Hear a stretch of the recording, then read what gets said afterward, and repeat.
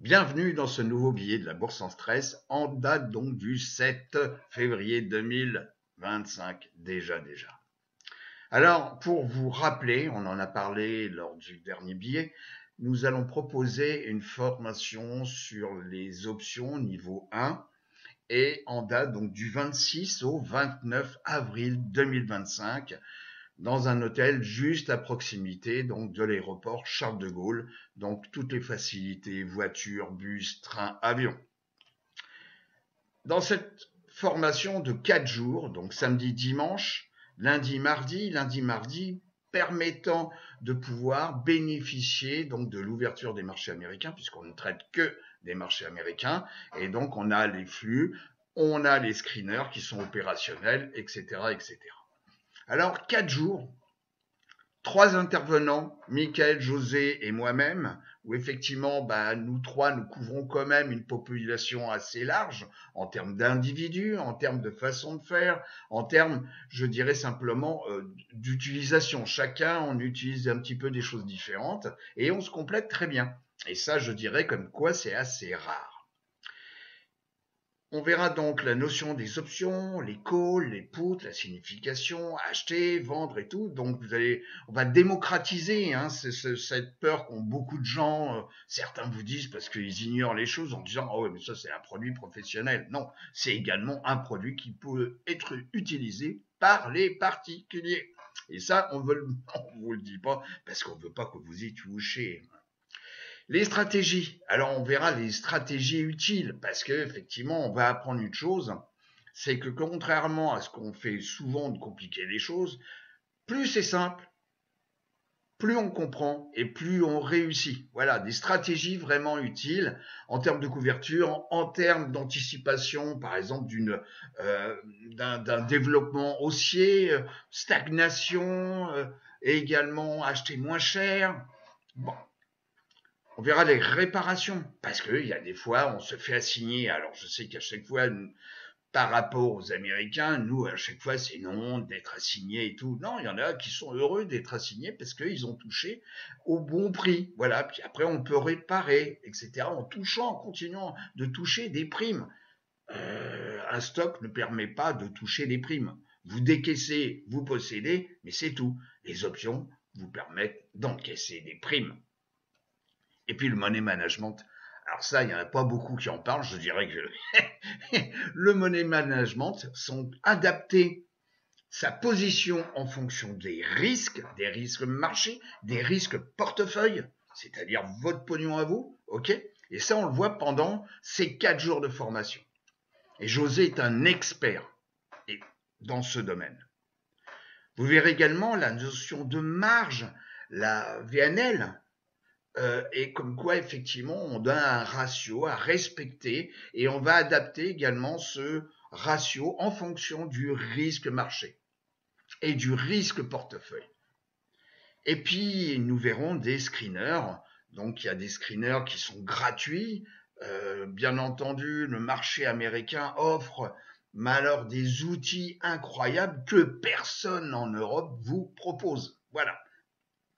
Alors, se former, oui, mais ça coûte et tout. Je vais prendre là, je vais regarder tout le monde sur les chaînes YouTube. Et puis voilà, je vais faire une petite recette à moi. Bon, voilà, puis hop, on y va, on va sur les marchés. Bon. Alors, sachez aussi que plus vous allez rentrer sur les marchés tôt, et plus ça risque d'être rentable. Alors bien entendu, confier l'argent au banquier en vous disant « Ah, vous savez, il y a des frais pour rentrer. » Ah bon? Ah oui, d'accord, ok. Ensuite, il y a des frais de maintien. Ah bon? Hein. Puis il y a des frais de sortie. Mais attention, pour sortir, il faut attendre un petit peu. Ah bon? Ah bon? Donc c'est pas liquide. Ah bon, non. Mais par contre, vous savez, il y a beaucoup de frais. Et puis, ils vous prennent un bon paquet de ce que eux, ils gagnent. Alors, ce tableau, je l'avais présenté l'autre fois, mais je le remets en tête. Imaginez que chaque année, vous mettez 5000 $ sur le compte de trading et que vous prenez des positions et que sur les positions que vous prenez, sans jeu de mots, le taux de croissance annuel est de 8%. Alors, si vous commencez très tôt, à l'âge de 25 ans, vous avez ici la valeur que vous aurez à l'âge de 65 ans.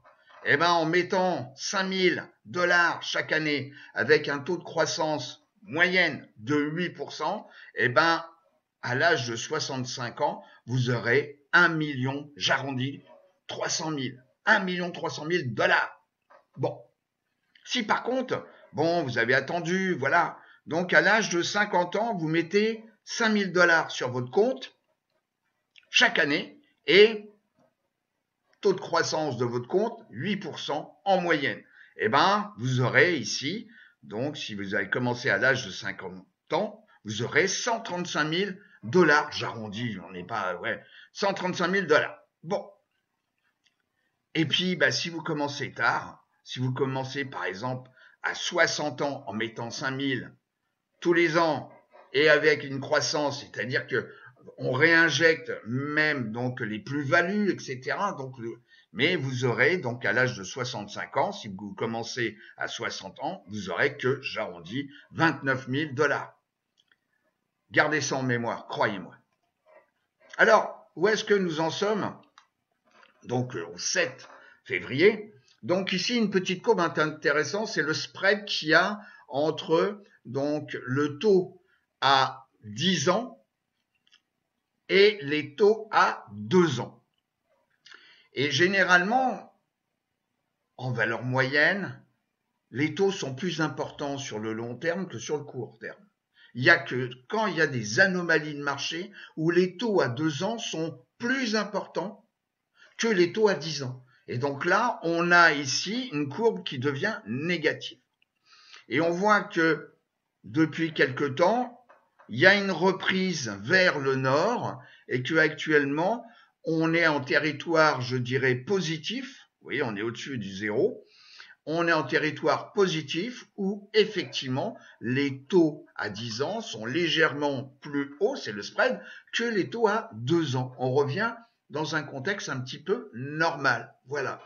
Et puis, parfois, il y a des anomalies inverses, c'est que les taux à 10 ans sont très chers par rapport à les taux à 2 ans. Donc ça, c'est l'inflation américaine. Donc, et ici, on est sur 5 ans. Ici, vous voyez, vous avez 2020 et ici, donc, on est à février, donc 2025. Donc, vous voyez, le taux d'inflation, même s'il existe, il n'est pas si énorme, vous voyez. On est aux alentours, donc, en dessous des 3%. Bon. Et par rapport à un moment donné, qui était vraiment très très important, je vous rappelle que ici on a eu 2022 un rebond des marchés, et puis à partir de 2022, les marchés ont commencé un petit peu à pointer vers le bas. Alors, on l'étudie, hein, c'est le put-call ratio sur les equities, et on s'aperçoit ici, nous sommes sur 2 ans, donc on est aux alentours des 0,52, qui est une valeur moyenne, donc ça veut dire qu'il y a plus d'achats de call que d'achats de put. Et on est en dessous de la moyenne mobile ici en rouge 200 et ici vous avez la moyenne mobile 50D. Donc ça veut dire que vous voyez, on est sur une tendance baissière où on achète des puts pour protéger, alors c'est un résumé simple, mais pour protéger son portefeuille. Et puis, on achète des calls parce qu'on est positif sur l'avenir donc du marché. Là aussi, c'est intéressant. Donc, c'est une comparaison entre, alors c'est deux ETF, hein, c'est VUG, donc ce sont les valeurs de croissance, et divisé par les valeurs donc value. Donc les valeurs de croissance, c'est effectivement c'est ceux qui apportent le plus de gains, c'est les valeurs de croissance, et les valeurs value, on va venir sur la value parce que on a changé de cycle économique, on vient sur de la valeur, donc ça monte pas forcément très vite, mais ça monte progressivement. Bon, et ben à un moment donné, on avait la valeur qui, puisque c'est une division, qui était plus importante que les valeurs de croissance. Donc 2023, vous voyez ici. Bon. Et puis depuis, on est reparti vers le nord. On est au-dessus donc de la moyenne mobile. Ici, je reviens, c'est moyenne mobile 200 jours. Et on teste en permanence ici la moyenne mobile 50. Mais la direction, elle est quand même haussière. Donc, on revient sur les valeurs de croissance qui apportent du rendement. Le VIX, donc le VIX, vous voyez comme quoi J'ai ici dessiné, donc on va le voir en grand écran, voilà. J'ai dessiné un canal donc horizontal borné sur ici 16 et ici sur 23. Bon, y a des valeurs de VIX qui sont intéressantes à étudier. On en parle avec José et puis Michael sur le niveau 2, entre autres, hein, de nos formations, entre autres sur un indicateur de profondeur, entre autres ce qu'on appelle le skew, et on voit comme quoi il y a des choses à étudier pour savoir un petit peu les phases et les risques sur les marchés. Bon. Le VIX est faible. Donc, le VIX étant faible, il y a des stratégies comme la vente de poudre, par exemple, où on risque de se retrouver en position difficile si le VIX remonte. Et là, effectivement, on va utiliser d'autres peut-être stratégies comme le coverall call. C'est pas la première fois que j'en parle, donc je dirais que c'est une saison. Bon. D'un autre côté, investir, donc prendre une position sur le VIX me semble un peu trop tôt, puisque je pense qu'il faudrait revenir sur des valeurs aux alentours des 12 pour, par exemple, prendre position sur une possibilité d'augmentation de la volatilité, donc prendre une position directe sur le VIX. Ça me semble un petit peu trop tôt. On est toujours, vous voyez, à l'intérieur de ce canal, donc horizontal. Bon. Le SPX, vous voyez comme quoi on a mal fini donc. Alors il y a eu effectivement des informations, des données de marché, etc. Donc un coup ça monte, un coup ça descend. Donc vous voyez comme quoi on a baissé quand même assez fortement sur le SP500 pour le vendredi 7 février. Bon. Par contre, au niveau de la tendance, on voit comme quoi on est au-dessus de la moyenne mobile ici en noir. On est au-dessus de la moyenne mobile 50 jours. Et la 50 jours est bien au-dessus de la 200 jours. Et là, par rapport à mon fil conducteur, vous voyez comme quoi on vient de clôturer sous la moyenne mobile 10 jours. Alors c'est mon fil conducteur à moi. Chacun fait comme il veut. Moi, j'utilise énormément la 10 jours. Si on regarde, nous devons toujours avoir une vision longue. On vous apprend ça. C'est regarder donc la tendance de fond. Là, la tendance en weekly, on voit que le SP500 est quand même très écarté. Alors, il y a des périodes où on revient tester, hein, mais on est quand même très écarté de la 50 semaines. Et là, en semaine, vous voyez comme quoi on a une autre vision, on clôture au-dessus, on le voit bien, on clôture au-dessus de la moyenne mobile ici, 10 semaines. Bon. Alors, et puis on a quand même pas mal de volume ici. Alors, bien entendu, il faut toujours rester prudent. Ici, on n'a pas de nouveau clôturé en weekly au-dessus donc de ce niveau. Bon, alors le Nasdaq 100 qui est également à suivre à travers donc NDX, même chose, même topo. Vous voyez, on est au-dessus de la 50. On vient juste de clôturer, donc ici en daily, sur la moyenne mobile, mon fil conducteur, donc la moyenne mobile 10 jours, et la tendance entre, ici avec la SMA 200, bon, si vous voulez, on voit tout de suite que la tendance est positive, donc elle est haussière. Même chose, même punition, nous allons regarder en weekly.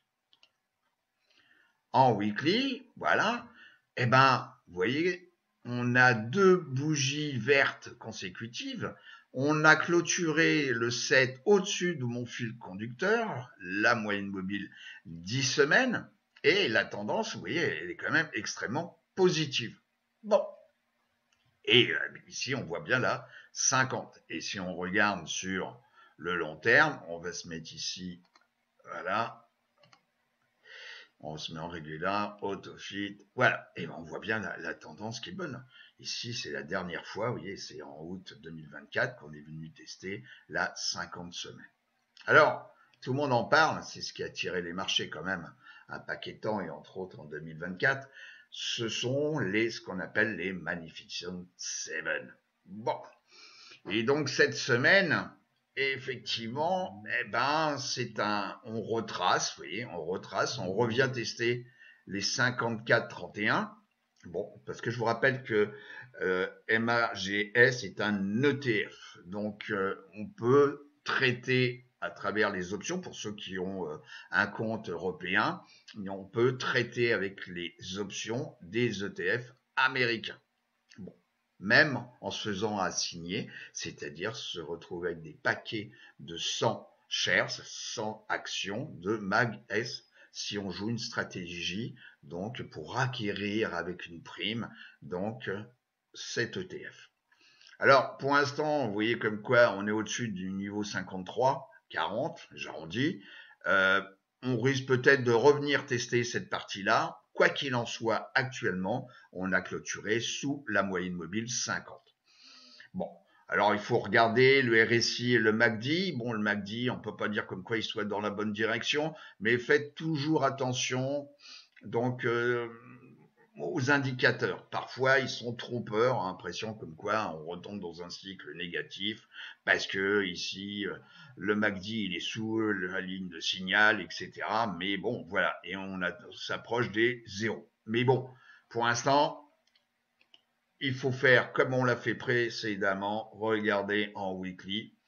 Et en weekly, vous voyez comme quoi on finit avec une bougie particulière et là on clôture la semaine sous la précédente bougie et en dessous du niveau 50, c'est-à-dire 50% du corps. Bon, alors on verra dans les prochaines semaines, etc., etc.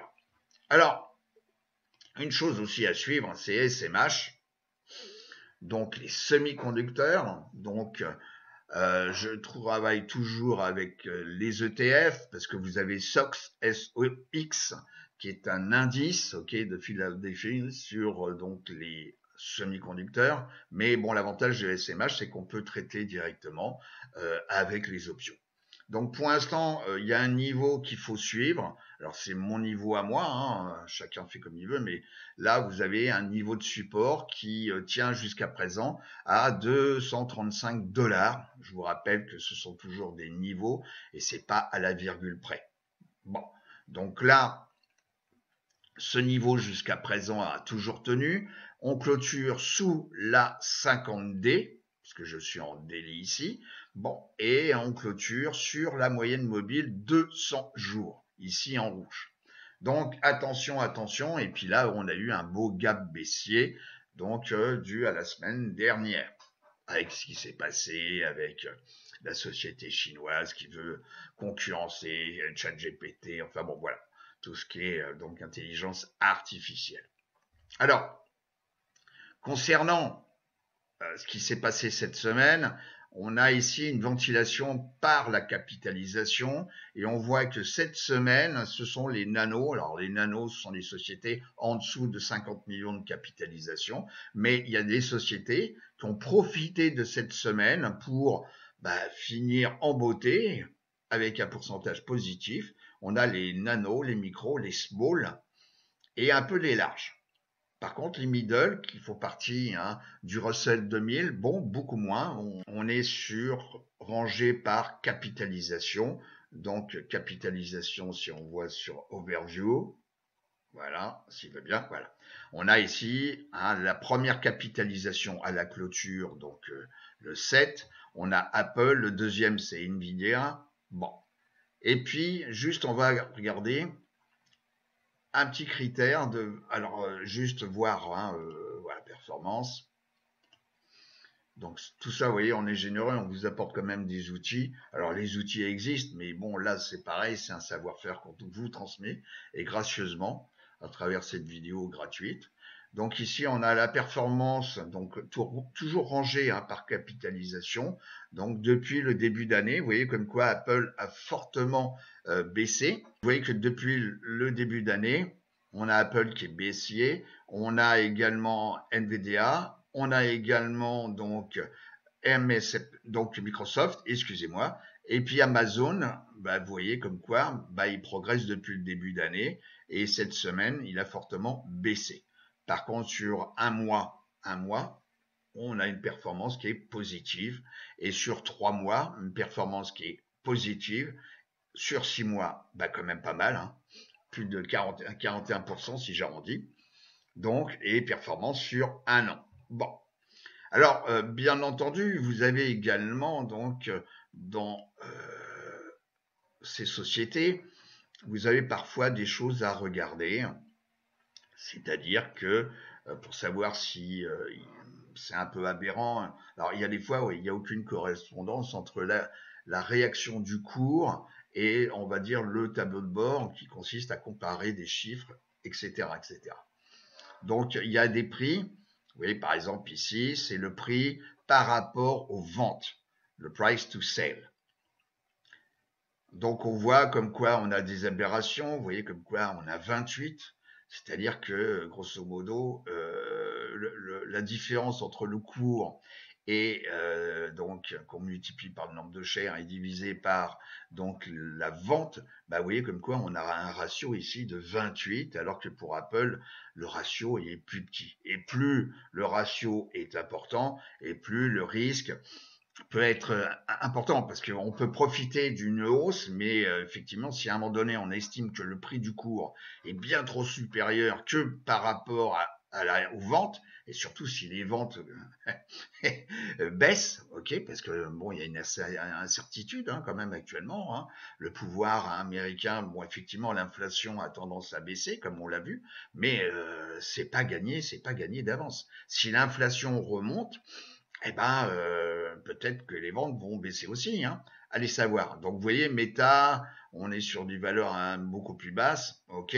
Par contre, on a ici, c'est le Berkshire Hathaway, donc le fonds géré par Warren Buffett. Et vous voyez comme quoi on est sur des valeurs quand même qui sont pas débiles.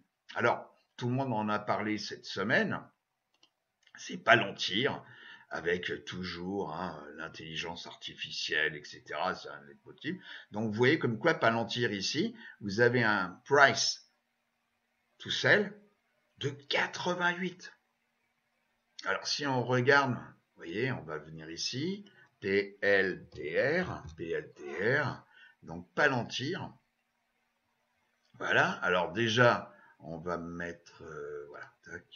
On va avoir ici donc le RSI, ici le MACD bien connu. Vous voyez, on a un beau gap haussier. Tout le monde s'est précipité là-dessus. Le jeudi 6, voilà, tout le monde a voulu acheter. Bon, ok, vous avez les volumes ici. Bon, et si on regarde la tendance en weekly, regardez un petit peu en weekly ce que ça donne, quoi. Bon. Alors, bien entendu, il y a toujours l'exubérance des marchés, donc l'espoir du gain. Bon. Mais il faut rester toujours les deux pieds sur terre, c'est un bon conseil.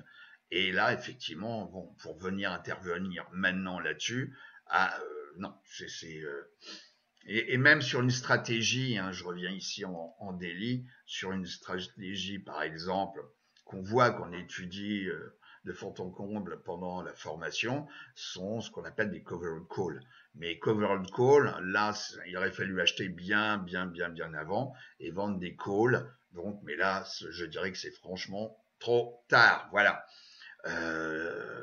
On aurait détecté par exemple le rebond sur la 50, on aurait acheté par exemple des stocks par paquet de 100. Alors faut avoir le budget, 100 fois, vous voyez, si je l'avais acheté ici, 70, ça fait 700, ça fait 7000. Pour 100 actions, il faut que je décaisse 7000 dollars. Alors il faut avoir bien entendu, si vous avez un compte à 5000 dollars chez votre broker, c'est même pas la peine d'y aller, vous voyez. Bon.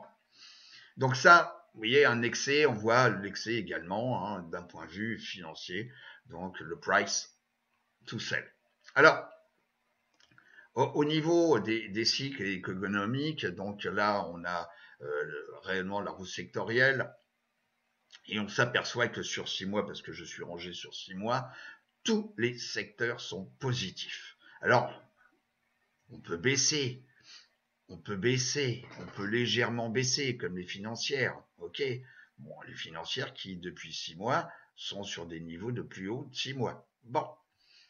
Ici, la technologie, bon, qui est un peu baissière, mais en tous les cas, depuis 6 mois, on a 18%. Et puis, le petit dernier ici, la santé, qui est quand même positif. Alors, on s'approche de zéro, soit, mais il est pas négatif. Et donc, il y a des études qui vous disent que quand les secteurs de la roue sectorielle sont tous positifs sur 6 mois, il ne faut pas s'inquiéter tout de suite. Voilà. Mais on n'est pas à l'abri d'un signe noir. Mais en tous les cas, pour l'instant, si on regarde ça, je dirais non. Alors, et pour finir en beauté, je vous ai mis un screener ici. Ce sont tout ce qui est une activité d'option anormale. C'est-à-dire qu'une activité anormale, c'est la détection sur les volumes, sur les options, donc qui peuvent être des calls ou des puts. Donc c'est pour ça qu'on va voir, grosso modo, à quoi ça peut correspondre. Exemple, on prend, bah tiens, Palantir, vous voyez, PLTR, même chose, vous voyez. Donc le cours actuellement, il est à 110 $, 111, allez, on va être précis, 111 $. Bon.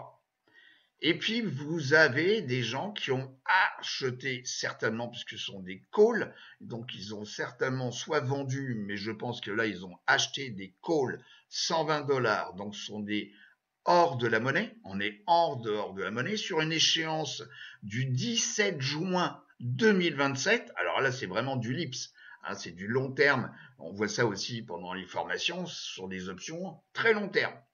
Donc vous êtes à 859 jours, je répète, 859 jours donc de l'expiration. Bon, alors là, effectivement, ce sont des contrats qui valent, mais ça vaut moins cher que si vous achetez PLTR direct. Et on a des volumes anormaux sur donc vendredi, enfin en tous les cas sur vendredi, à la clôture de vendredi. Alors, on voit ça, hein, c'est le delta, la volatilité implicite, on voit ça pendant les formations. La volatilité implicite est une projection sur un an d'un écart où le cours de PLTR donc peut se situer. Bon, on voit ça pendant les formations et on voit ça d'une façon extrêmement fine sur le niveau 2 qu'on fera peut-être pour la fin d'année, donc sur les options.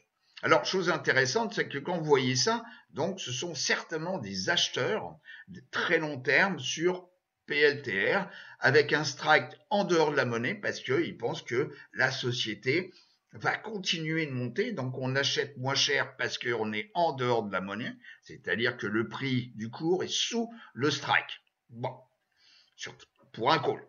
Donc là, ils achètent à moindre frais que s'ils avaient acheté à la monnaie.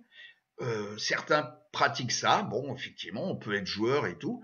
Donc là, si on achète un contrat, on va décaisser donc le 4000 dernier prix, on va décaisser 4350 pour avoir un droit de posséder 100 actions Palantir qui cotent actuellement 110 $ 85. Donc si j'achète 100 actions PLTR, ben là ça me coûterait donc 11 085 $ par paquet de 100 shares, hein, bien entendu. Et puis on voit comme quoi vous avez des gens qui, pour l'échéance du 15 juin, excusez-moi, 15 janvier 2027, c'est encore un LIPS, un long terme. Donc là, vous voyez, pratiquement, on est pratiquement à 2 ans là, hein, ok. Et ils achètent ici, donc ils ont certainement, je pense, acheté long terme un put 150 alors que le cours coûte 361,62. Alors pourquoi ils achètent certainement un put? Parce que s'ils devaient vendre des puts actuellement, vu la volatilité, bon, elle est un peu importante, mais les primes sont, voilà, c'est vendre sur 2 ans, par exemple, des puts. Pour moi, c'est un peu risqué. Et deuxièmement, il vaut mieux vendre sur du plus court terme. Par contre, quand on achète, par exemple, un put, on achète une assurance.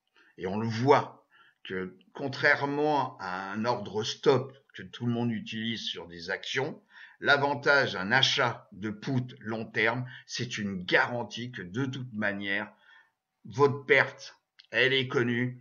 Vous pourrez toujours acheter un put pour vendre toutes les actions que vous avez Tesla à 150 $. Alors là, oui, on est en train un petit peu de dégrossir et tout, etc. Mais on voit qu'il y a des stratégies différentes et qui dépendent un petit peu du contexte marché. Donc là, je pense, vu le volume, 4000 sont des gens qui ont couvert leur portefeuille. C'est-à-dire au cas où on va décaisser, oui, soit beaucoup, mais là c'est sur 2 ans, pour pouvoir protéger sa position sur Tesla, qui actuellement est à 361 $. Donc si on regarde, vous voyez, Tesla, TSLA, voilà. Donc je reviens, vous voyez, Tesla 150 en termes de put, et le cours il est à 361. Donc 361, 150, vous voyez, on va se mettre là parce que c'est du gestion long terme, donc c'est pas la peine de regarder ça en weekly, en daily, mais en weekly. Et là, vous avez, hein, on va regarder en pleine échelle, voilà, je vais venir ici, voilà. Et vous voyez que 150 $, on doit être en régular, voilà. 150 $, vous voyez, on est ici, ok? Donc ça veut dire que certaines personnes peuvent penser qu'il y a un risque que Tesla revienne tester ce niveau charnière des 150 $ ou aux alentours, hein, parce qu'on a une pointe en bas et puis là on a un canal, hein, on a ici un flag et puis on vient tester ici, donc on est aux alentours des 140 $, j'arrondis, et puis là on est aux alentours des 156. Donc peut-être que si on projette sur 2 ans, peut-être que Tesla a une probabilité de revenir tester les 150. Et si, pour protéger ma position, j'achète une garantie, comme vous achetez une garantie sur votre voiture, en décaissant une prime d'assurance pour dire si jamais ma voiture est cassée, elle sera remboursée. Elle ne sera pas remboursée au prix neuf, mais elle sera remboursée. Ben là, c'est la même chose, c'est que dans la gestion de votre perte, vous êtes certain, parce que c'est un contrat, que si vous achetez un put, donc janvier 2027, 150, c'est que le cours, il soit en dessous de 150, vous serez certain de pouvoir revendre Tesla à 150 $. Voilà, tout simplement. Et ben, en tous les cas, on a vu quand même pas mal de choses. N'hésitez pas à liker la vidéo, de poster un commentaire.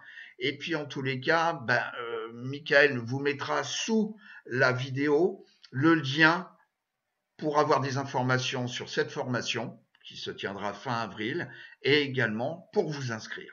Nous vous souhaitons une très bonne semaine de trading et on vous dit à bientôt. Au revoir les amis.